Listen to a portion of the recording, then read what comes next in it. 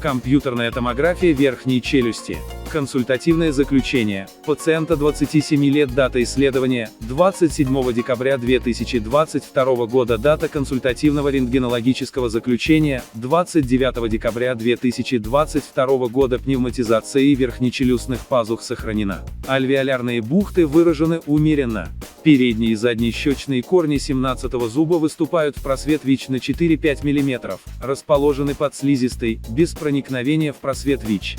Небные корни 26-27 зубов выступают в просвет ВИЧ на 6 мм и 5 мм соответственно, расположены под слизистой, без проникновения в просвет ВИЧ. Отмечается локальное утолщение слизистой нижней стенки ВИЧ до 2,5 мм на протяжении 4-5 мм, впереди от небного корня 26-го зуба. В остальных отделах слизистая ВИЧ без признаков отека, гипертрофии, пневматизации решетчатых пазух, основной пазухи и нижних отделов лобной пазухи, на уровне исследования, сохранена.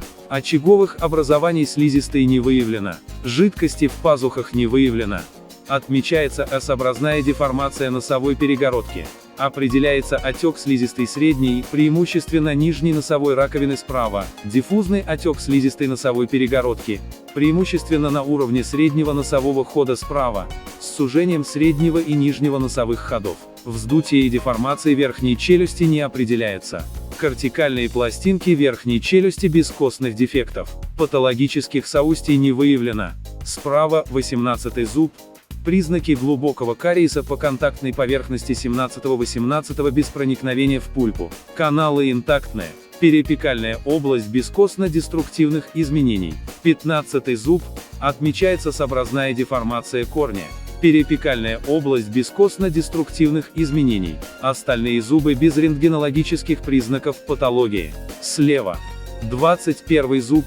Отмечается укорочение корня за счет сглаженности верхушки. Канал прослеживается отчетливо. Периапикальная область альвеолярного отростка без костно-деструктивных изменений. Расстояние между корнем 21 и дистопированного 23 зуба до 1,5 мм. 22 зуб, дистопирован, сформирован полностью, наклонен вперед, угол по отношению к горизонту 20 градусов. Периапикальная область без костно-деструктивных изменений.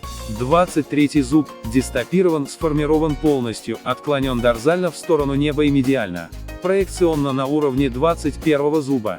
Смещает корень 22 зуба в сторону неба. Периапикальная область без костно-деструктивных изменений. Корень 23 расположен непосредственно под кортикальной пластинкой твердого неба. Толщина кортикальной пластинки в данной области до 1,3–1,5 мм.